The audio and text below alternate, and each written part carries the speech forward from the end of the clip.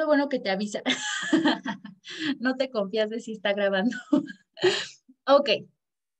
Pues bueno, entonces, ¿en qué nos habíamos quedado a propósito de esta lámina que no dice mucho? Bueno, quizás sí dice mucho, no sé. Alguien que me recuerde que estábamos viendo el martes, el viernes, perdón, ya no sé dónde vivo.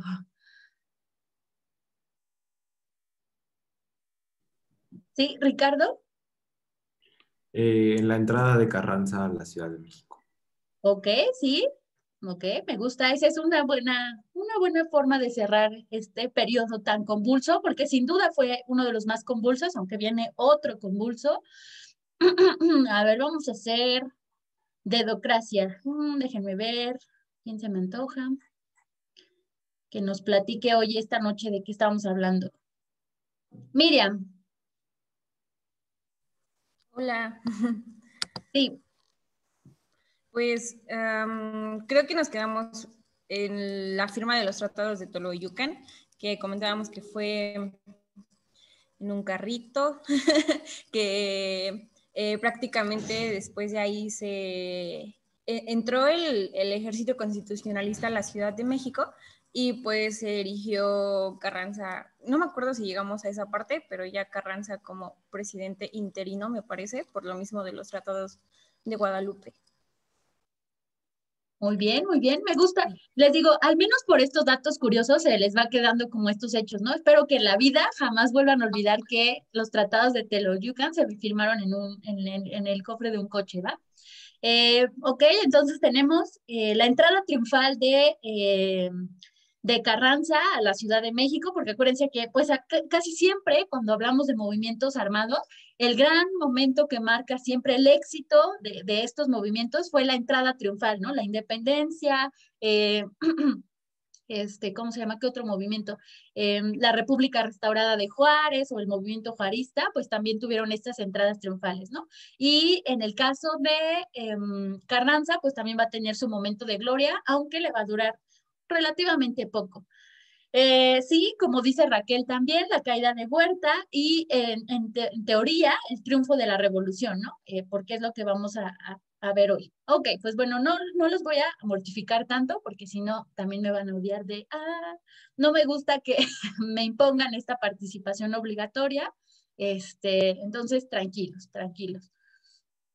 Entonces, esta parte la llamé hacia la consolidación del proyecto constitucional, porque en efecto, pues tenemos este triunfo del movimiento constitucionalista, si así lo podemos llamar, que se había concentrado contra un solo objetivo. ¿Cuál era el objetivo hasta este entonces, en términos del movimiento armado de la Revolución Mexicana? Derrocar a Huerta. Exactamente. Pero ¿qué va a pasar una vez que ocurre esto? ¿No? Recordemos esta parte, el 15 de julio, Huerta finalmente renuncia y sale del país, ¿no? Y como lo decía bien Ricardo, el 20 de agosto, es decir, un mes después aproximadamente, entra Venustiano Carranza a la capital. Pero, ¿qué sucede en este entonces? ¿Qué va a suceder una vez que se logra este objetivo? ¿La revolución termina? ¿Termina en 1914? Una lucha de facciones. Exactamente. Vamos a entrar a la lucha de facciones. Muchas gracias por el preámbulo. No sé quién lo dijo. ¿Quién lo dijo? Para darle el crédito correspondiente, la estrellita de hoy. No sé quién participó antes. Ok, ok. Sí, tenemos la lucha de facciones. ¿Cómo se va a desarrollar esta lucha de facciones? Digamos que desde antes de que terminara o de que lograran derrocar a Huerta del poder, ya existían tensiones entre las diferentes facciones revolucionarias. Para este entonces, y se los he platicado de manera muy superficial, pues ya algunos líderes habían adquirido bastante relevancia, ¿no? En el sur sabemos que ya el gran líder, después de que habían también, de que Orozco había traicionado al movimiento, pues queda como gran líder del movimiento del sur Emiliano Zapata, ¿no? Esta figura emblemática que va a causar problemas hasta mucho más adelante. En el norte, que ya veíamos estas diferentes, ¿cómo los llamaremos? Ejércitos que surgen para el derrocamiento de Huerta, pues se posiciona Villa, Les digo, ya era un personaje muy querido e incluso en Estados Unidos también era alguien muy admirado por todas sus hazañas y por los triunfos que había tenido, muy emblemáticos en el norte. Y Carranza, que quien encabezaba finalmente pues el inicio de este movimiento contra Victoriano Huerta, ¿no? Entonces, como bien lo mencionaron, Carranza entra a la Ciudad de México y ocupa la presidencia interina y posteriormente, principalmente, perdón, la presidencia interina como se había establecido en el Plan de Guadalupe, ¿ok? Sin embargo, ellos reconocían que ya existían estas tensiones respecto a los objetivos que debía cubrir la Revolución Mexicana. Y por eso van a firmar, no me acuerdo si en 1913, el Pacto de Torreón, que va a ser un tipo de acuerdo, déjenme precisar la fecha, que va a ser un acuerdo justamente para limar las asperezas entre Venustiano Carranza y Pancho Villa, ¿no? Que son los dos grandes líderes que se van a empezar a confrontar. Sin embargo, también empiezan a surgir conflictos entre, ¿cómo se llama? Entre los constitucionalistas encabezados por Carranza y el movimiento zapatista, ¿no? Para este entonces, también es importante considerar que el carrancismo, bueno, más bien, perdonen, mejor el constitucionalismo que se había dado en el norte del país, también ya tenía otras figuras, ¿no? Además de Carranza, habían otras figuras que se fortalecieron durante el derrocamiento a Victoriano Huerta, que principalmente van a ser el grupo de los sonorenses, que después vamos a ver en política exterior, pues van a tener un papel protagónico este grupo de Sonora, ¿no? Entonces, uno de estos caudillos, porque así ya los vamos a empezar a referir, uno de estos caudillos sonorenses es Álvaro Obregón, efectivamente, quien es casi asesinado por Villa, ¿no? Obregón había trabajado también mucho en el norte para lograr este derrocamiento de Huerta. Sin embargo, pues también ya había, por su personalidad, pues ya también había tenido ciertos choques con Francisco Villa y casi es asesinado por ¿no? Finalmente, se van a celebrar estas convenciones, primero en la Ciudad de México y después, y los historiadores así lo plantean, debido a las diferencias y a que no se pudo concretar el proyecto de nación que se esperaba, se va a trasladar a Aguascalientes. En 1915 surgen estas dos convenciones, la de México y la de Aguascalientes. El objetivo de estas convenciones, no sé si alguien recuerda, creo que es la foto que tenemos de portada, o es una del collage de nuestra portada de Facebook, esta foto emblemática. No sé si alguien recuerda esta foto emblemática de la convención. ¿Quiénes están en ella? Todos entrando al grupo de Face. A ver, Arturo. Deberían estar Francisco Villa y Emiliano Zapata. Sí, son las figuras que, si recuerdan esta foto, es una foto en la que hay muchísima gente y que está la silla presidencial y, o no me acuerdo qué silla es, pero sí es una silla muy llamativa y están sentados justamente en el centro estos líderes, ¿no? Digamos que la convención lo que buscaba era definir el proyecto de nación una vez que habían derrocado a Victoriano Huerta. Sin embargo, justamente por las diferencias que habían presentado entre estos grupos, Carranza con los villistas, Carranza con los zapatistas, Carranza se empieza a distanciar de la convención, ¿no? Y entonces se va a declarar a esta convención, generalmente es más conocida como esta, pero existieron fases previas que fue la Convención de México primero y la Convención de Aguascalientes simple y llanamente. Sin embargo, en su trayectoria durante su existencia, va a finalizar como la Soberana Convención de Aguascalientes, la cual, debido a estas diferencias y a que Venustiano Carranza no se va a presentar en las reuniones de la convención, la misma lo va a desconocer, ¿no?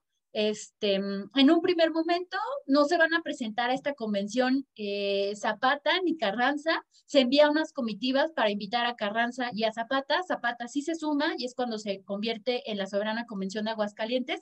Sin embargo, Carranza no se presenta y es cuando la convención lo va a desconocer y por tanto la legitimidad. Entonces, en este momento, ¿dónde estaba Carranza? ¿En dónde estaba ubicado?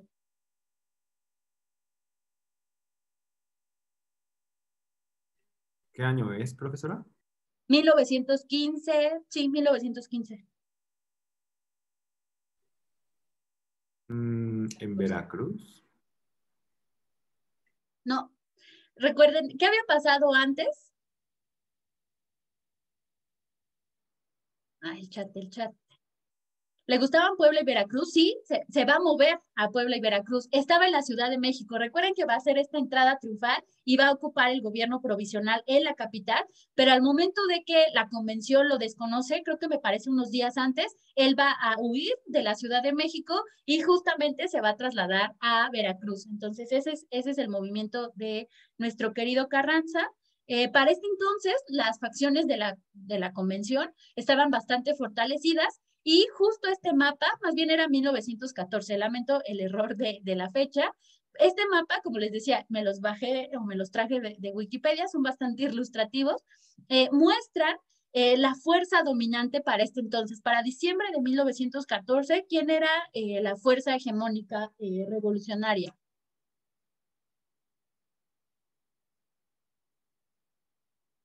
¿Villa? Sí, bueno, el mapa lo tiene más claro, ¿no? ¿Quiénes eran? Los convencionalistas. Exactamente, que era entiendan que la convención era esta suma de otras facciones que no eran los constitucionalistas. Los constitucionalistas eran Carranza, el grupo de Sonora y pues obviamente los seguidores de estos, pero los convencionistas eran los seguidores de Zapata, Villa y entre otras figuras de la revolución, ¿vale? Entonces, para este entonces parecía que, y es que esto quiero que entiendan a qué punto voy a llegar, porque es parte de la hipótesis que presento en el texto que escribí sobre este tema en relación a política exterior, era que para este entonces Carranza estaba muy debilitado, ¿no? Entonces tenía que fortalecerse, así parecería que en cualquier momento lo iban a derrotar, ¿no? Tampoco Veracruz está tan lejos de la Ciudad de México, entonces parecería que en algún momento lo iban a debilitar. ¿Qué fortaleció entonces a Carranza y por qué él es el primer presidente post-revolucionario, ¿no? En el México post-revolucionario. Pues bueno, esto se va a deber a que él va a consolidar el famoso proyecto constitucional. ¿Alguien me recuerda de qué iba el Plan de Guadalupe y por qué se llamaba el Ejército Constitucionalista? Exactamente, Rebe ya tiene un punto ahí, pero a ver, recuérdenme. ¿Cuál era la consigna del Plan de Guadalupe? ¿Sí, Vania? Creo que usted había mencionado que se le llamaba constitucionalistas porque todo lo que hacían era teniendo en cuenta la ley. Sí, pero ¿qué ley? ¿Qué ley? ¿Qué ley? Aquí es que quiero que construyamos la imagen completa para que entiendan el punto al que quiero llegar con este discurso. Víctor. Sí, bueno, yo aquí recuerdo, por lo que recuerdo y por lo que anoté, era desconocer al gobierno de Huerta, que Carranza era el presidente constitucionalista, desconocer también las leyes de Huerta, construir el ejército constitucionalista y restaurar la constitución de 1857, pero no sé si es eso lo que estaba diciendo o no. Sí, ya la construimos. Miren, me encanta, por eso les digo que amo este grupo porque construimos la clase juntos. Digo, bueno, yo tengo la guía, pero me gusta que aportemos. Sí, va orientado a eso. Voy a retomar lo que comentan Rebe, Alan y Víctor. En efecto, lo que Carranza se va a dar cuenta es que es necesario institucionalizar la Revolución Mexicana, que digo, este proceso en realidad de institucionalización lo van a tener todos los caudillos por revolucionarios y es cuando dejamos atrás el caudillismo, pero para este momento en el que los ánimos estaban tan álgidos, en el que había estas facciones, porque tampoco es que los convencionistas, y es que por eso tampoco van a lograr nada, porque entre ellos mismos, digamos que los miembros de la convención, también hay muchas diferencias, pues imagínense las personalidades de Villa, de Zapata y de otros líderes, pues no van a ayudar tampoco a la convención a consolidarse, ¿no? Aparte de eso, Carranza se va a dar cuenta que la única forma de ganar finalmente o de acabar con la Revolución Mexicana o el movimiento armado como tal, era reivindicar, más bien institucionalizar el movimiento, ¿no? A través de, para este entonces ya deja atrás esta idea de lo que nos comenta Víctor, de imponer o de restaurar el orden a través de la Constitución del 57, y más bien a partir, por eso esta parte es importante, estas adiciones que va a hacer al Plan de Guadalupe. Les digo aquí, chicos, porfis, si pueden ir a los documentos oficiales, esto es para cualquier tema, créanme que es preferible cuando tengan que hacer su tesis de licenciatura también, es lo ideal. Recurren a fuentes primarias, ¿no? Entonces revisen el documento de las adiciones al Plan de Guadalupe del 12 de diciembre del 14, recordarán este mapa, por eso les digo que vamos a hacer estas conexiones. Aquí el constitucionalismo estaba bastante debilitado y justo inmediatamente el 12 de diciembre del 14, además día emblemático en la historia mexicana, un día muy guadalupano, 12 de diciembre, para que no lo olviden, va a hacer estas reformas, más bien estas adiciones en las que ya no va a proponer que se restaure la Constitución del 57. Cambia el discurso y lo que sugiere es que es necesario, debido a este ímpetu de la Revolución Mexicana, es necesario reformar a esta Constitución, ¿no? Y a partir de sus siguientes movimientos, tanto militares, que para este entonces los que se van a consolidar como los caudillos militares va a ser justo el Grupo de Sonora, y eso va a explicar la sucesión presidencial del 20, que ya veremos en unos minutos más. Digamos, por el frente militar, pues obviamente también van a tener que seguir haciendo la guerra, y de esta se va a encargar el grupo sonorense, pero en términos de las leyes, Carranza era un hombre de leyes, ese es un hecho total, y me parece que ahí va a pecar de demasiado ponerle este peso a las leyes y no ser más carismático, como lo van a hacer el grupo de Sonora. Entonces, va a empezar a hacer este tipo de movimientos más legislativos, ¿no? Sí, Kirsten, tienes un punto, sí, en efecto, también era la parte del desconocimiento a los poderes. Recuerden que era pues desconocer a todo lo huertista, ¿no? Todo lo que olía a huerta era desconocerlo y restaurar este orden constitucional. Sin embargo, aquí ocurre este quiebre, porque generalmente en la historia oficial nos dice, ¿no? Siempre fue el objetivo instaurar una constitución nueva, ¿no? Y casi no nos cuentan, o nos cuentan las verdades a medias, ¿no? Nos dicen que el constitucionalismo, a través del Plan de Guadalupe, buscaba la reivindicación de la del 57, pero de la nada tenemos una nueva constitución, ¿no? Cuando hacemos este estudio más meticuloso de qué pasó en estos años, descubrimos este quiebre, descubrimos que la lucha de facciones, la debilidad de la soberana Convención de Aguascalientes y el reforzamiento militar y legislativo que va a llevar a cabo Carranza van a permitir entonces llegar a crear una nueva constitución, ¿no? En esta misma lógica de las leyes, otra ley importante o otro momento importante, y dense cuenta de las fechas, ¿no? Aquí el valor de la historia y de las fechas adquiere otra relevancia porque nos da cuenta de cómo se va dando esta conexión de hechos que le van a permitir finalmente el triunfo al movimiento constitucionalista encabezado por Carranza en su totalidad, ¿no? Va a ser la emisión de la famosa ley agraria. Alguien creo que ya lo había comentado en clases anteriores, si no me equivoco, esta ley agraria del 6 de enero de 1915, en la que va a retomar estas ideas que ya estaban presentes, no sé si se acuerdan, en qué plan ya estaba presente el tema agrario. ¿Sí, Ricardo? En el plan de Ayala. Sí, digamos que es una consecuencia de. En el plan de San Luis, efectivamente, Eduardo y Rebeca, y ya posteriormente, en su esencia muy completa, pues va a ser el plan de Ayala, ¿no? Que va a emitir Emiliano Zapata. Ok, pero para este entonces, Carranza también se da cuenta aquí, la verdad es que ahora entiendo por qué la doctora Gaitán adora tanto a Carranza, me parece que aquí sale su lado estratega, ¿no? Se da cuenta que no solo debe combatir el frente militar, sino también debe institucionalizar, como bien lo decía Rebeca, el movimiento. Y para este entonces ya no solo estamos hablando de un México agrario, ¿no? Recordemos las condiciones del porfiriato en este siglo, en el siglo XX en el que estamos, pues ya había un cierto inicio de una clase obrera, ¿no? Y se da cuenta que es necesario incorporarla, que lo habíamos visto en algunas clases anteriores, que ya el movimiento obrero estaba mostrando insatisfacción con las condiciones en las que se encontraban, entonces que era necesario incorporarlos al movimiento. ¿Y cómo lo va a hacer? Pues va a establecer una alianza con la Casa del Obrero Mundial el 17 de febrero del 15. Dense cuenta de las fechas, ¿no? Todo va muy, muy rápido, o al menos ocurre en el transcurso del 15, pero para esto, como les decía, no solo está esta lucha legislativa, si así la podemos llamar, o lucha a través de las leyes, sino también a través de el aspecto militar, pues que al final todavía estaba en el país.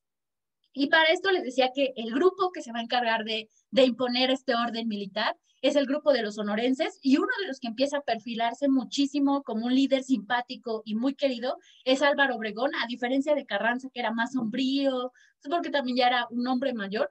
Pues va a ser Obregón quien finalmente, acuérdense que para esto Carranza ya había salido de la capital, ocupa la capital del país nuevamente y avanza contra Villa al norte en el norte del país, ¿no? Digamos que el villismo ya había bajado mucho hacia el centro del país y lo va a replegar otra vez hacia el norte. Y este repliegue nos va a permitir entender la conducta de Francisco Villa, que nos va a generar otra vez tensiones internacionales.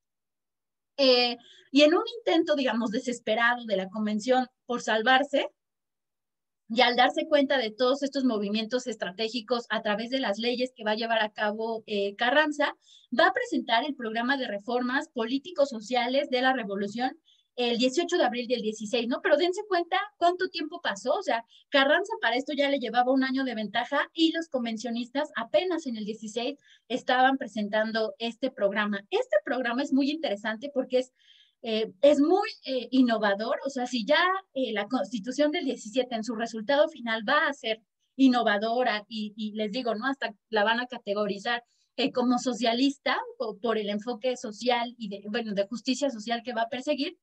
El programa de reformas de la Soberana Convención es aún más radical, ¿no? Incluso propone que como forma o como sistema de gobierno, México debe transitar al parlamentarismo, ¿no? Entonces, es interesante. Ahí también les pido que si les interesa el tema, pues echen este ojito a los documentos oficiales para que vean y no vean que les estoy engañando, ¿ok?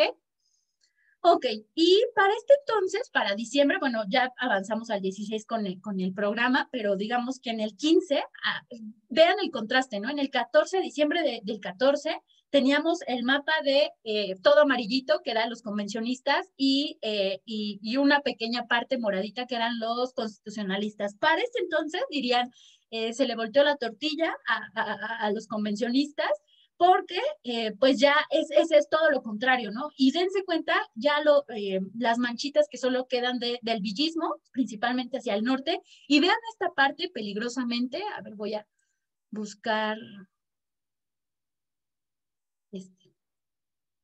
esta parte, está muy, muy, muy pegada al norte del país. Les pido que no lo pierdan de vista, porque les digo, este manejo estratégico de los mapas, pues nos puede decir muchas cosas. Y el zapatismo, pues había reducido al sur del país. Para ese entonces ya Zapata estaba muy debilitado, pareciera que ya huye, que ya no quiere hacer esta guerra, como que se retira del movimiento, y pues desde mi punto de vista va a tener un final muy triste, y pues Villa también, ¿no? Bueno, Villa todavía va a dar guerra por ahí, ¿no? Ok, entonces, lamentablemente en este entonces van a ocurrir en términos de política exterior otra serie de sucesos, ¿no?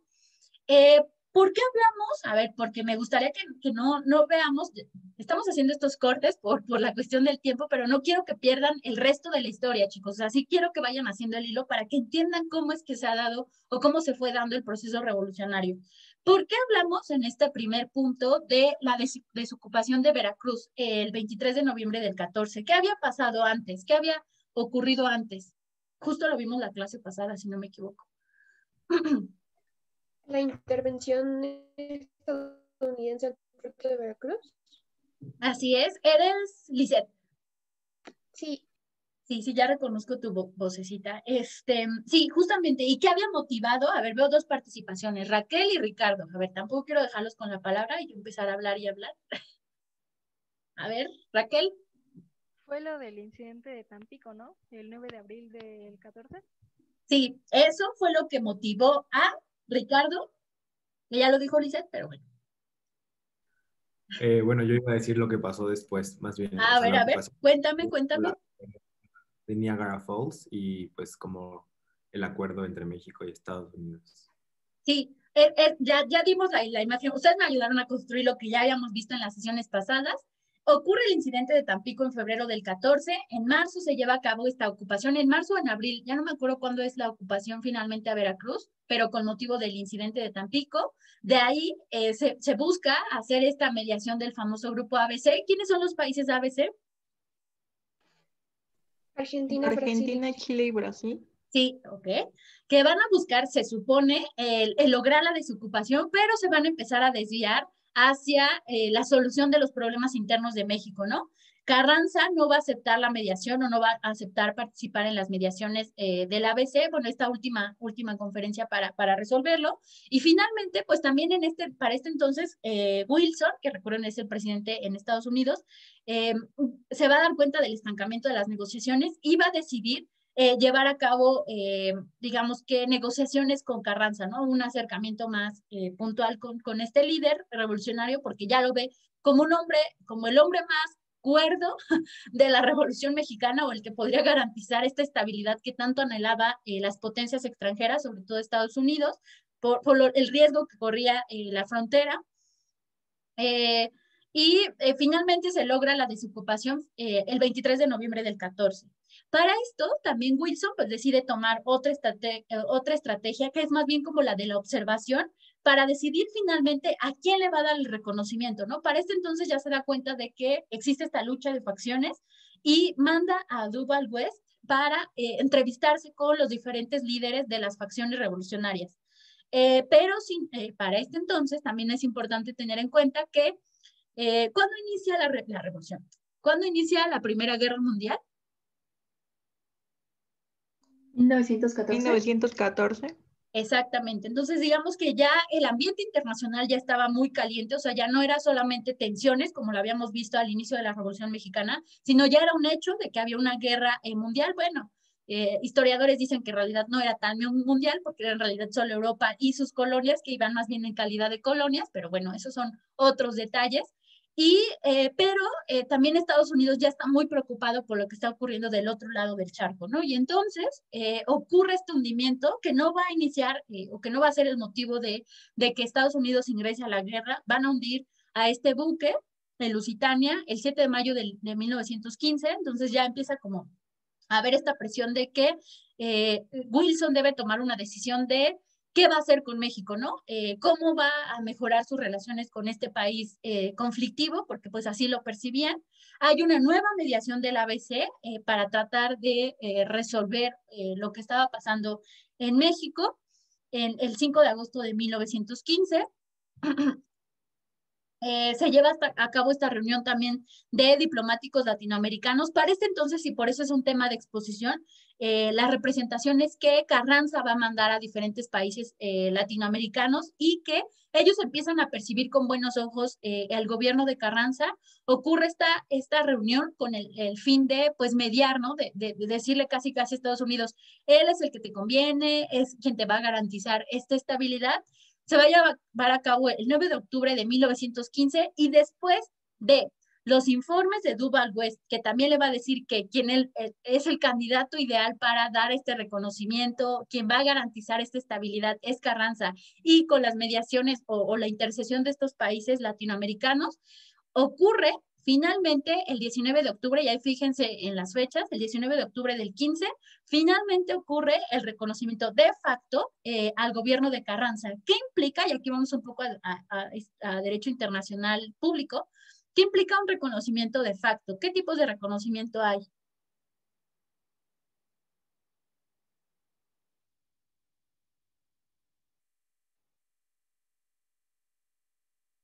¿Vania? Es cuando ya pueden establecer tratados o bueno, como ese tipo, o relaciones comerciales. ¿Con el de facto? No estoy segura. Ok. A ver, ¿y cuál otro existe? U otros, si es que hay más, ¿no? Ok, creo que Rebeca tiene ahí la respuesta, pero la está, creo que... bueno, Ricardo, a ver. Sí, como dice Rebeca, es de facto y de jure. Sí. De facto normalmente nada más es pues como un comunicado o como algo no, justo no un tratado, porque el de jure es cuando hay un tratado de por medio de cualquier tipo. Ok, sí, exacto. Es como decirle, pues ya estamos en paz, o sea, reconocemos sin hacerlo explícito. Eso es, así lo voy a poner, sin hacerlo explícito, que reconocemos a este gobierno. Acuérdense que también existen, si nos ponemos un poco más exigentes, no solo dividirlo en de facto y de jure, sino también reconocimiento de Estado y de gobierno, ¿no? En este caso, lo que se estaba buscando, y no lo pierdan de vista, chicos, porque de ahora en adelante se va a convertir en el gran tema de las relaciones de México con el exterior, el tema del reconocimiento, ¿no? A Carranza le costó, que si no le costó, una guerra contra las facciones.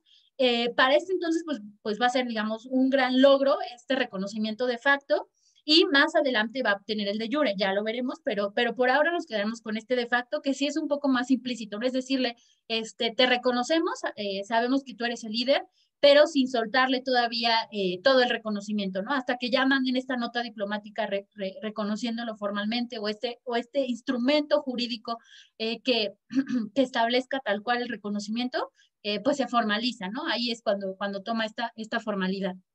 Sin embargo, Villa estaba muy esperanzado de que él iba a ser el líder que iba a obtener este reconocimiento, y un personaje como él, también bastante bronco, ¿cómo lo diré? Arrebatado, no va a tomar de la mejor manera este reconocimiento, además considerando lo que veíamos en el mapa, ¿no? Para esto entonces ya el zapatismo y el villismo ya estaban muy debilitados en el país, ¿no? Entonces, ¿qué ocurre? Yo creo que ya viene el video que les quiero proyectar. ¿Qué ocurre a partir de este reconocimiento?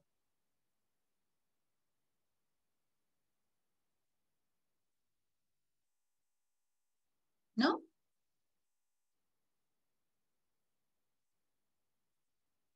Ah, sí, ahí está. A ver, Ricardo. Iba a decir Ricardo. lo que está en la pantalla. Te lo gané, chispas. Debí no haberlo. Es que tengo un video después, entonces no sabía si ya venía el video o no, pero bueno, pero a ver, profundiza, a ver, explícanos. Pues yo ahí nada más puse el esquema, pero tú cuéntanos de qué va esta situación. Pues Villa ataca a Columbus. Hay creo que, bueno, no sé si sea el mismo video que yo vi alguna vez, pero pues sí, o sea, en realidad no fue como un super ataque, más bien fue como una expedición, pero la verdad no recuerdo muy bien como todos los detalles. Ok, no te estreses, va, tranquilos. Obviamente en los textos de Berta Ulloa está más desarrollado, y sí se dieron cuenta, ¿no? La narración es muy precisa, ¿no? Te dice casi el día 23 ocurrió esto, y el 24 esto, y el 25, entonces se hace enorme, por eso yo ya voy un poquito más acelerada, pero en resumen, para este entonces Villa ya estaba bastante molesto, y ya digamos que no hay un respeto por la ley, ¿no? O sea, ya no respeta si son nacionales o extranjeros, algo que ya había ocurrido a lo largo de la revolución, pero digamos que él empieza a llevar a cabo también. Ay, no sé si, creo que en el video que les compartí de Revolución Mexicana, en el que varios historiadores van narrando, creo que lo emitió Canal 11, justamente para ese entonces creo que los historiadores narran, ¿no? Que Francisco Villa se queda sin dinero, o es en el video que les voy a poner, ahí también ya estoy igual que tú, Ricardo, ya no recuerdo en qué video de los tantos que he visto, dice, ¿no? Que ya para ese entonces Villa ya se estaba quedando sin dinero, y entonces tiene que echar mano de lo que sea, ¿no? Y pues, ¿quiénes son los ricos del país? Los extranjeros. Y empieza a atacar a estos grupos de extranjeros. Hay varios, digamos que ataques o atentados, pero el más conocido, y es al que ustedes ya ven en esta pantalla, es el ataque a la ciudad de Columbus.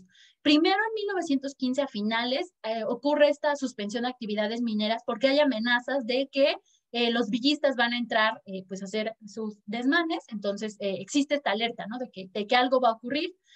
Finalmente, en enero del 16 ocurre este primer ataque a una población minera de Santa Isabel, y el ataque que les digo es más conocido, va a ser este que se va a efectuar en marzo del 16, y va a ser a la ciudad o al pueblo de Columbus, en Nuevo México. ¿Y qué ocurre en este atentado?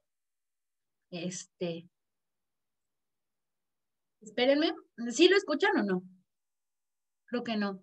Ok, justo tengo que hacer todo este cambio.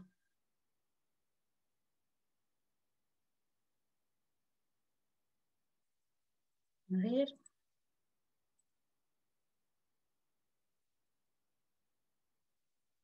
¿Ya lo escuchan?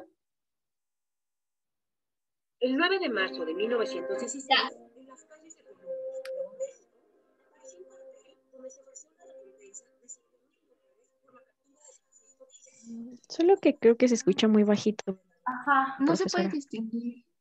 Ah, espérense, a ver. A ver, espérense. Espérenme.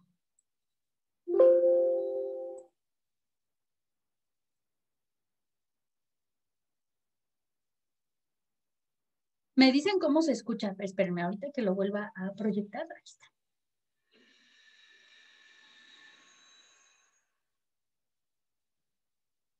El 9 de marzo de 1916, en las calles de Columbus, Nuevo México, apareció un cartel donde se ofreció una recompensa de $5,000 por la captura de Es que inicia con buen sonido, pero después se pierde. ¿Se pierde? Qué raro. A ver, denme un segundo. Espérenme, denme un segundo, un segundo. Ya sé.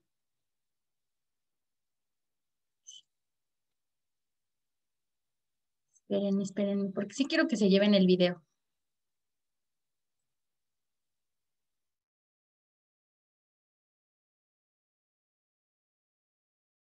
Silenciaste tu audio.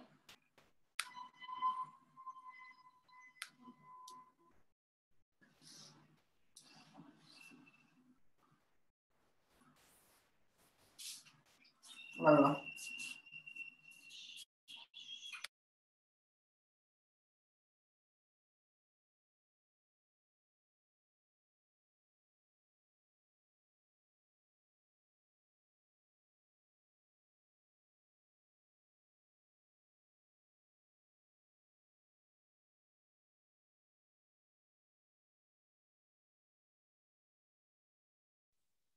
A ver, les voy a compartir esta. ¿Lo ven? Sí. Ok. ¿Lo escuchan? El 9 de marzo de 1916, en las calles de Columbus, Nuevo México. Sí, creo que es el video, Edith, porque inicia bien, pero justo cuando avanza al segundo 11, por ahí, se pierde el audio. Tal vez no lo puede mandar, profesora, y nos da 3 minutos para verlo. Sí, creo que es lo mejor. No me gusta, pero bueno, ya lo haré. Denme un segundito. Aquí está. Ok, entonces, sí, justo son 3 minutos, entonces véanlo para que me digan qué les pareció.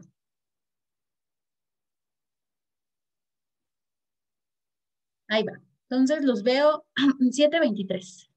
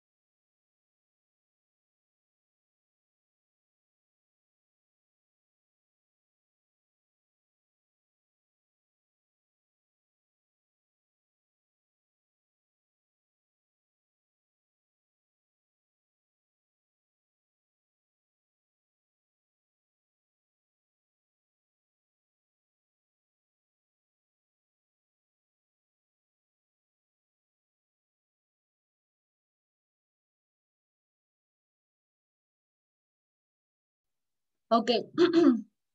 Y entonces, en resumen, ¿qué nos dice o qué pudieron agarrar de este mini video? No me gustan videos tan extensos, sino más bien cortitos, pero creo que este tiene muchos elementos. A ver, entonces, ¿qué les pareció el video y qué rescatan del mismo? A ver. Bueno, a alguien le falta un minuto, pero a ver, bueno, los que quieran ir participando, ¿ya terminaron? Vallejo nos compartió un corrido. Sí, bueno, saben que esta época fue la de los corridos, entonces, bueno, pero gracias por este en particular, sí, porque hay varias cosas que les voy a decir sobre este momento, por eso quería que fuera con este videito y para cambiar un poco la voz, ¿no? Que no sea su aburrida profesora hablándoles de la expedición punitiva, sino esta chica contratada por el INERO. A ver, ¿quién? Podríamos hacer una playlist de corridos, por ejemplo. Ok, a ver, dice Zaira, me parece muy ilustrativo sobre las rivalidades internas, sí, porque ahí remarca, ¿no? ¿Qué va a hacer? ¿Qué provoca esta invasión a Columbus por parte de Francisco Villa? Pero también las intervenciones implícitas, no tanto extranjeras, ¿ok? Continúan las intervenciones estadounidenses, sí, ese es un hecho, ese es un punto importante que sí me gusta que rescate, que van a recordarán, ¿no? El 23 de noviembre del 14 nos libramos de la primera intervención, bueno, más bien de la segunda durante la revolución, y ahora viene esta tercera, ¿no? Que se va a quedar en el norte del país, pero ahí va a estar, como fue la presencia de barcos de guerra en el Pacífico y el Golfo de México, ¿ok? A ver, vamos teniendo participaciones. Víctor y luego Kirsten. Sí, bueno, justo era para mencionar lo de John Pershing, que entró a México y que salió cuando iniciaron, cuando inició la Primera Guerra Mundial, perdón, empezaron a salir los soldados estadounidenses y que salieron todos, unos que se publicó la Constitución de 1917. Y únicamente quería mencionar como dato curioso que igual cuando vi el video me acordé de una canción de Jaime López, que justo se la hace a Doroteo Arango, en la que mencionaba este suceso de que pues su cabeza tenía presión y nadie iba a cortarla. Ahorita busco la canción y la comparto. Quería mencionar esto sobre el video. Ok, muy bien. Gracias, Víctor. Sí, ese es otro elemento, ¿no? A ver, tenemos de las intervenciones, pero vamos a tener este otro que va a ser el de la figura de Villa, ¿no? Porque hay historiadores que sugieren que a partir de entonces Villa se va a convertir en nuestro héroe nacional como esta figura anti-norteamericana, ¿no? Que él va a ser el gran representante de este sentimiento anti-yanqui que los mexicanos llegamos a tener, ¿no? Porque jamás lo atraparon, se salió con la suya, uno de los mejores ejércitos del mundo y a pesar de incluso estas recompensas económicas, pues jamás lo atraparon, ¿no? Entonces, se vuelven un ícono del pueblo mexicano, ¿no? Y les digo, de este sentimiento anti-yanqui. Ok, Kirsten y luego Romina. Bueno, yo quería retomar de lo del video, pues sí, justamente que a pesar de que el objetivo principal de esta intervención punitiva pues era capturar a Villa, cosa que nunca lograron, como mencionó, pues creo que al final los estadounidenses, como siempre, terminaron aprovechándose de las negociaciones, como el video menciona, y más bien se aprovecharon de que el Congreso Constituyente en ese momento pues estaba redactando una nueva constitución y se aprovecharon de eso para proteger las propiedades de los estadounidenses. Entonces pues creo que lo tomaron a su favor, como creo que es una característica de todas las intervenciones estadounidenses, que al final siempre terminan ganando algo, y pues creo que esta fue una parte de eso. Sí, justamente, o sea, es que aquí por eso me gustó esto que rescataba Ricardo de la magnitud del ataque de Villa a Columbus, ¿no? Porque aquí valdría la pena saber si fue tan grave, ¿no? Si ameritaba una intervención por parte de Estados Unidos para proteger el territorio. que me parece que no era así, o sea, no era el caso. Creo que murió, bueno, sí murió gente, pero pues tampoco tanta. Qué cruel me vi, pero pues no ameritaba esta invasión territorial, ¿no? Que alegaba el gobierno de Carranza y que el video lo marca, ¿no? Que al final dice, bueno, estos videos institucionales obviamente tienen una carga muy nacionalista, pero pues sí al final la chica dice, ¿no? Y demuestra el liderazgo que Carranza demostró ante estas tropas, ¿no? Pero a ver, Romina, porque ya, yo lo debo hablar. Creo que, o sea, la coincidencia de la Primera Guerra Mundial, o sea, lo toma, o sea, por el lado de Carranza, es una ventaja para su imagen y para seguir reforzando su doctrina de antiimperialista y antiintervencionista. Exactamente. Aquí lo que también el mensaje, chicos, por eso esta parte de la expedición punitiva es como el gran cierre que nos va a permitir entender el corte nacionalista. Eso ya se los he repetido creo que varias veces a lo largo de estas clases, el corte nacionalista de la Constitución del 17, que es una reforma, recuerden a la del 57, y posteriormente a lo que será su incipiente política exterior, porque lamentablemente pues no le va a dar tiempo de hacer algo más, ¿no? Pero justo esto, ¿no? O sea, son varios elementos que se van a empezar a conjuntar y que la figura, bueno, más bien en la percepción de Carranza empiezan a ser molestos, ¿no? O sea, que durante todo el movimiento vio esta presencia estadounidense tratando de intervenir en la solución de asuntos internos de México. Entonces, ese elemento le va a dar un gran giro a la política exterior mexicana, o más bien su matiz nacionalista que va a adquirir a partir de entonces, ¿no? Por eso este contraste que sí nos ha venido la historia oficial de que Porfirio Díaz nos vendía o nos regalaba, si lo decimos en otras palabras, a los extranjeros, pero que la Revolución Mexicana va a marcar esta apropiación de México para los mexicanos, ¿no? Ahora no para otros más, que sino para nosotros. Ok, y sobre la pregunta de, exacto, vende patria, sí, justo, ¿no?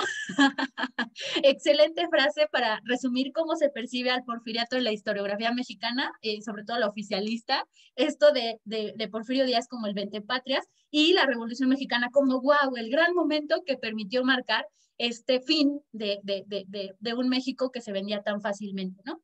Y sobre lo que comenta Eduardo, me parece que Carranza solo va a mandar, sí, algunas tropas para pues evitar que en algún momento pase algo, pero la consigna va a ser que no bueno, que no disparen o que no inicien fuego, porque eso podría ser el inicio para una guerra. Entonces, como que lo que van a evitar es que estalle una guerra otra vez México-Estados Unidos o algún tipo de avance más importante, pero ahí me parece que el factor que va a jugar en favor de México y que va a ser un factor externo, para los que hagan el trabajo de Revolución Mexicana, ténganlo en cuenta en sus factores externos, es la Primera Guerra Mundial, como bien menciona Romina, porque ya Estados Unidos va a estar pensando más bien en la guerra, en si van a entrar. Ya recuerden que había ya habido este hundimiento de el Lusitania en el 15, entonces ya como que estaba estas tensiones, ¿no? De que en cualquier momento iban a entrar, ya estaban los servicios de inteligencia, Alemania ya estaba ejerciendo presiones, incluso ustedes saben que México ahí jugó un papel estratégico en la guerra, sobre todo para el siguiente año, el 17, entonces, pues en realidad como que tampoco querían iniciar una guerra, pero sí querían darle esta lección a México, ¿no? Que tampoco se iba a salir tan fácilmente con la suya. Y pues sí, creo que en esto coincido con la señorita del video pues Carranza mostró esta postura nacionalista y como desde las mediaciones del ABC, desde la ocupación en Veracruz, pues que no iban a aceptar estas intervenciones, ¿no? Ahí Carranza y las notas diplomáticas, ahí les recomiendo el libro de Isidro Fabela, también uno de los grandes revolucionarios y representantes de México en el mundo, que habló sobre esto, ¿no? Fue tan famoso en Estados Unidos. Sí, justo está esta parte, ¿no? De que, les digo, era muy querido y a partir de esta imagen o a partir de estos sucesos de invasión, pues empieza a ser repudiado por parte de Estados Unidos, ¿no? De cómo que nos llevábamos tan bien y de repente nos traicionas invadiéndonos, ¿no? Entonces sí, les digo, era una figura icónica en Estados Unidos porque era un héroe nacional. Pero bueno, vamos hacia el cierre ya de este tema de la Revolución Mexicana. ¿Cómo concluye el movimiento armado, no? Y lo pondré entre comillas porque digamos que México va a quedarse inestable en el escenario político. Pero bueno, vamos construyendo esta historia hacia el final de la Revolución. Finalmente, después de todo esto, esperen. Pero cometí un error. A ver, aquí está.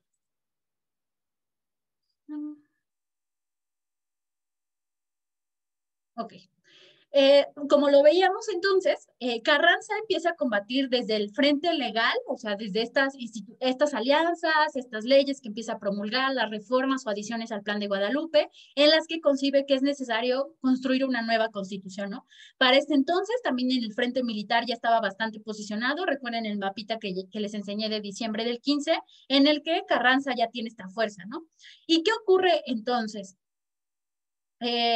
Se lleva a cabo, entonces, la instalación finalmente en 1916, a mediados yo creo, la instalación del famoso Congreso Constituyente. No sé si sepan, pero justamente para enmendar una constitución o instaurar una nueva, que creo que en la Constitución del 17 permanece esta cláusula que también traía la del 57, de que no puede crearse casi una nueva.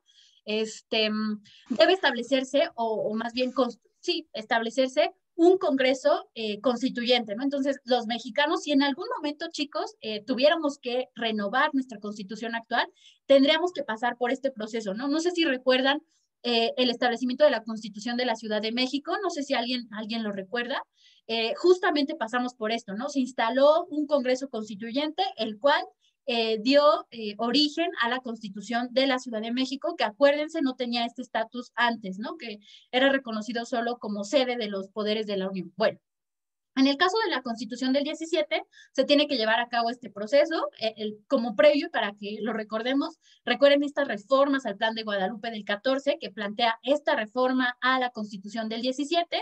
Se hace la preparación del proyecto. Es fascinante esta historia y bueno, hasta que me animé a estudiarla, me pareció interesante cómo se va construyendo este proyecto de reformas, porque no solamente fue la construcción del documento de, bueno, aquí está la propuesta para que la aprueben el Congreso, ¿no?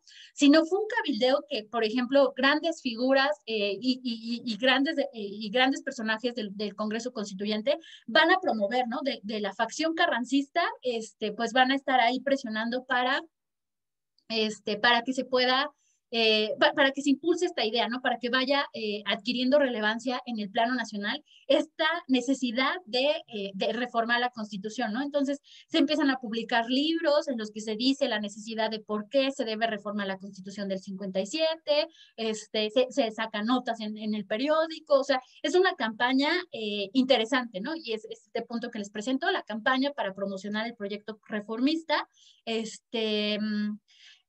y luego, entonces, cuando ya finalmente se aprueba o se llega a este consenso de que es necesario realmente reformarla, se convoca a esta instalación del Congreso. Para esto deben haber elecciones, chicos, les digo, no sale de la nada, se debía convocar a elecciones, y entre los requisitos, pues están los clásicos, ¿no? Ser mexicano, cumplir ciertos años de edad. Sin embargo, había uno interesante que era básicamente algo así como que solo tenían que militar en las fuerzas o en las facciones constitucionalistas y sobre todo carrancistas, ¿no? Entonces, el proyecto o el Congreso que va a llevar a la reforma del 17 va a ser básicamente el ala carrancista, no va a dar como tanta cabida a otras facciones.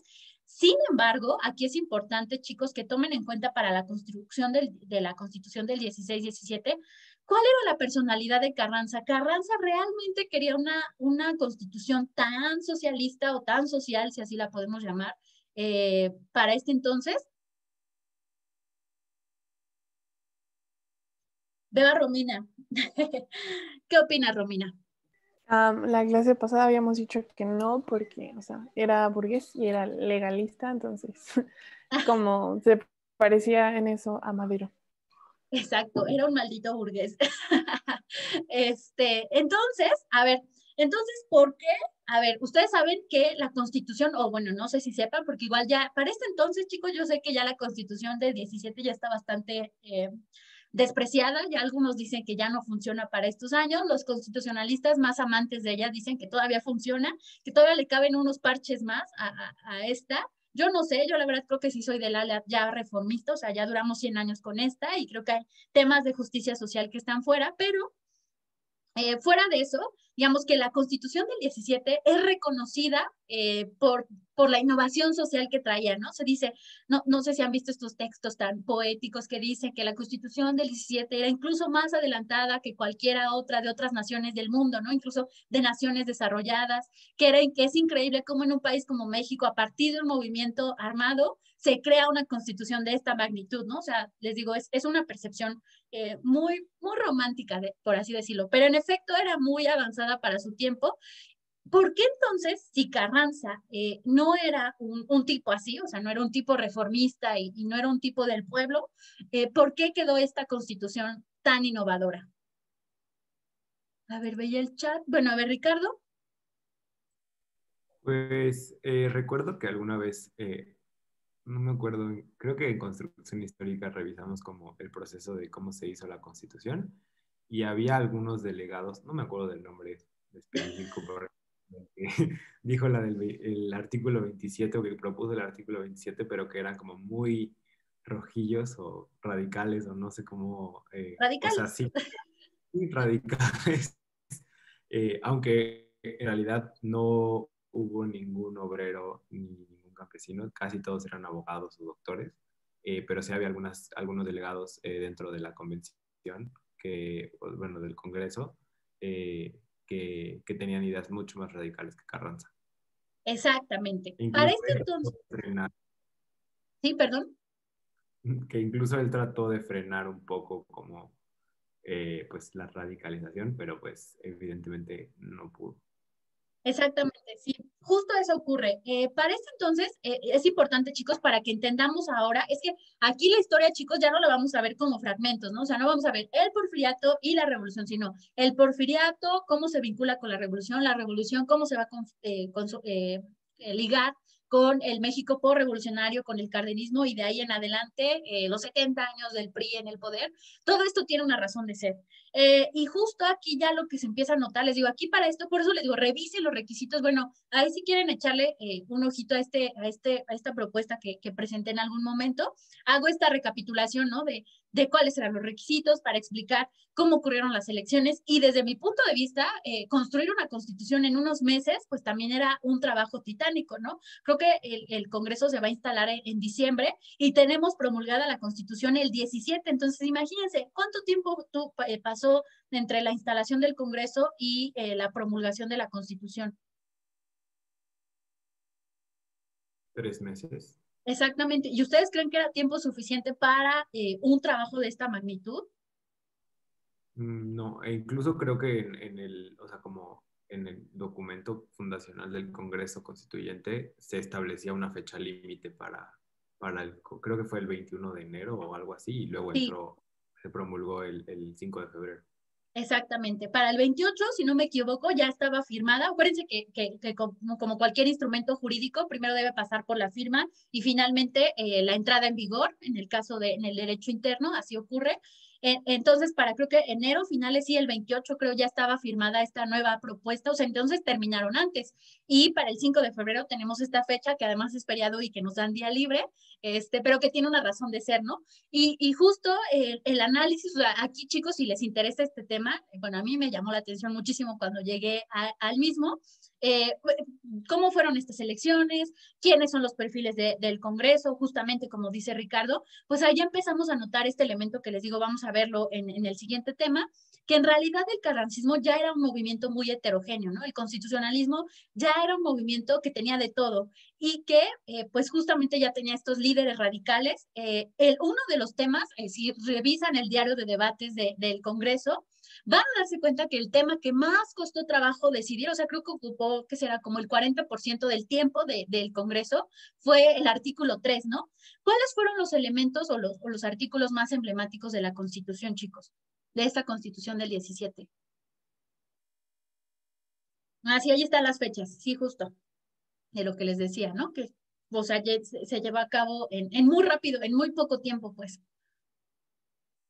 Pero, ¿cuáles son los artículos más emblemáticos o más reconocidos de la Constitución del 17? Digo, a lo mejor ahorita ya no mucho, pero piensen en ese entonces.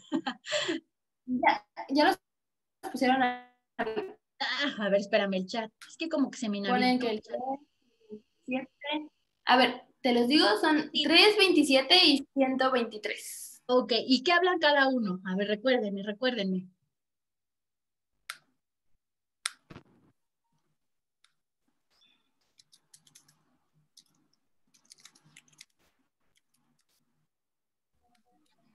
El 27 es el de la tenencia de la tierra, ¿no? Y el 3 es el de la educación pública.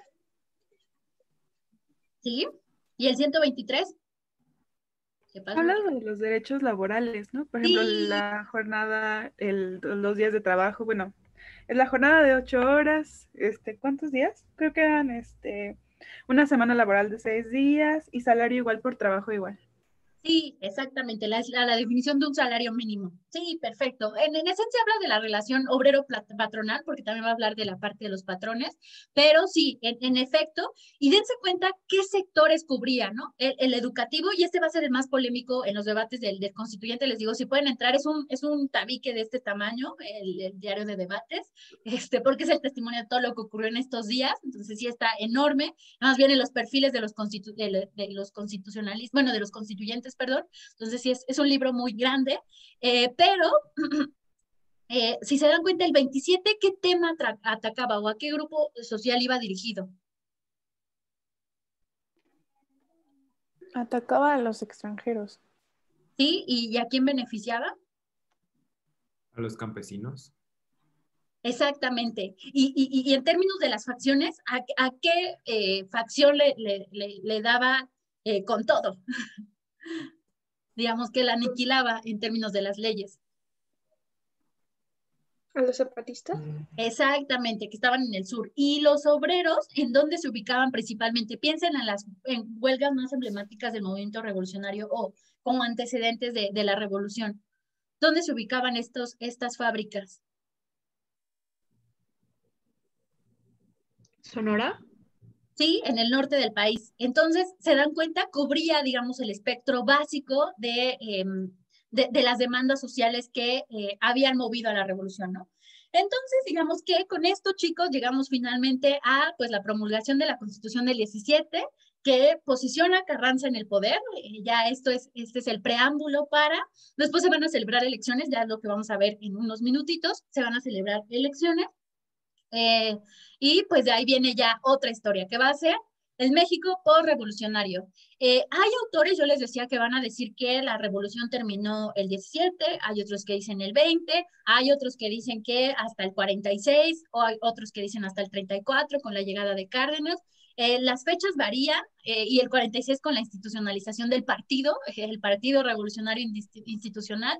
Digo, eso ya es muchísimo, la verdad no creo que merezcan ese crédito, pero bueno, son parte de las especulaciones. A mí me gusta dejarlo en el 17 como el fin de este movimiento, porque es como esta institucionalización a la que hacía referencia muy bien Rebeca. Y con esto, chicos, llegamos por fin al final de este enorme tema. Lo siento si me debrayé un poco, pero es que es un tema que me fascina mucho en todos sus elementos. Y pues aquí viene la parte para ustedes, ¿no? Entonces, en 10 minutitos, si no alcanzan a ver todas las preguntas, no pasa nada. Me gustaría que hagamos equipos y evaluáramos el periodo, evaluemos el proceso revolucionario, piensen en todos los elementos que revisamos hasta el día de hoy, si el movimiento logró su objetivo, cuál era el objetivo, hubo varios objetivos, había un interés nacional, no lo había, qué retos enfrentaría Carranza, si es que ya lo saben, porque es lo que vamos a iniciar el siguiente tema. ¿O qué temas creen que quedaron pendientes, no? Porque no es como que 17 Constitución, güey, ya Carranza de aquí para el Real, ¿no? Van a ocurrir varias cosas a partir de este momento y sobre todo en términos de política exterior, ¿no? ¿Qué es lo que nos tiene aquí? ¿Cómo evaluaría la postura de México ante el exterior? ¿Había una posición única? ¿No la había?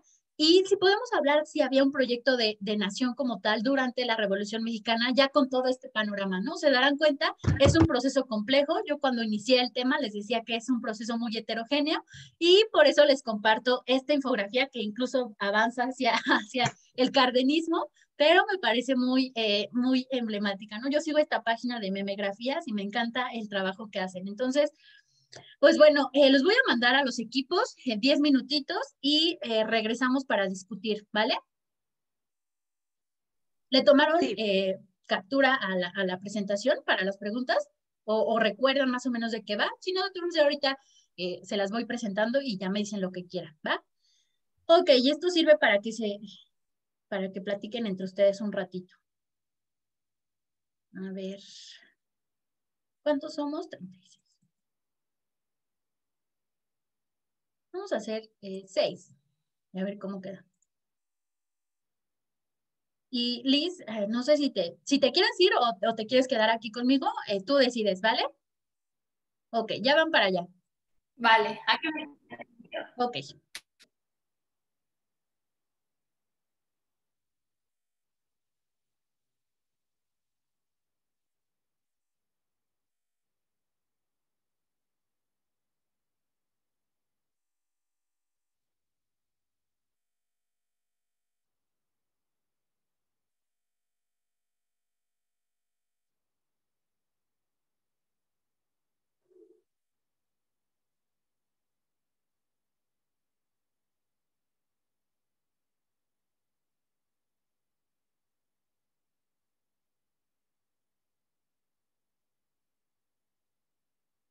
Liz,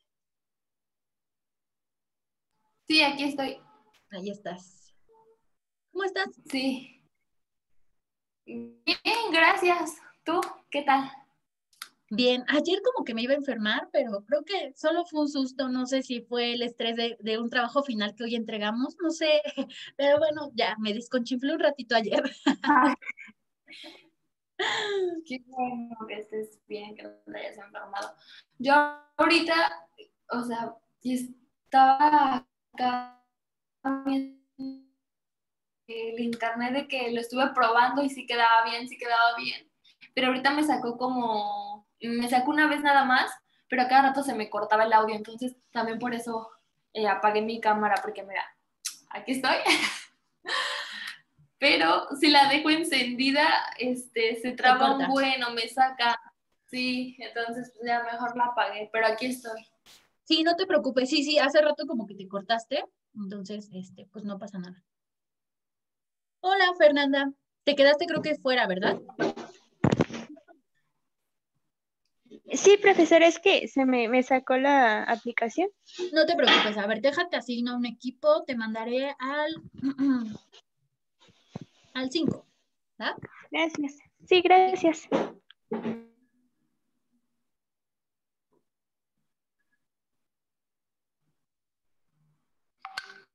Sí, yo también en la mañana tuve una reunión. No, ayer era importante porque esta chica sí tengo que explicarle como todo así con manzanitas. No, allí también se empezó a caer un montón mi internet y yo, no. Ay, no.